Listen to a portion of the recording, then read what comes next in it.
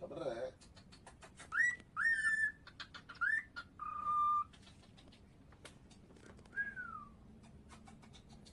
Dobre, Walicja.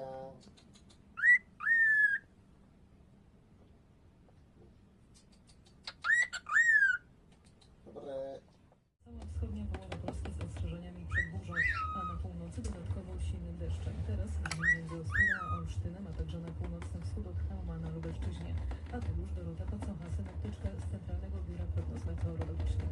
Burzom towarzyszyć będzie deszcz o umiarkowanym i silnym natężeniu, a także silne porywy wiatru osiągające co najmniej 70-80 km na godzinę. Temperatura wyniesie od 19 stopni Celsjusza na północy, zwłaszcza na wybrzeżu, do 28 stopni Celsjusza na wschodzie kraju. Początek przyszłego tygodnia bez większych zmian, bo nadal deszczowo i pochmurno, ale chłodniej. W najbliższą środę zaprzysiężenie Karola Nawrockiego na prezydenta. Ponad połowa Polaków, 62% uważa, że nowy prezydent nie będzie dobrze współpracował z rządem. Ponad 1/5, że będzie, ale kto odpowiedzialny?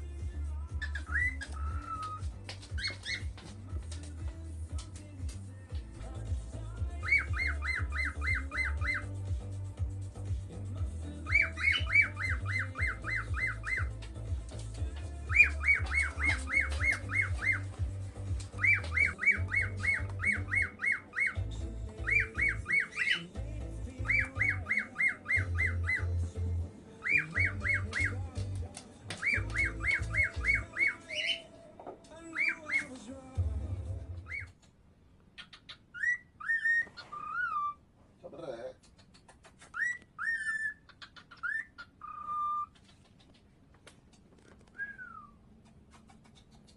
Dobre, Walicja.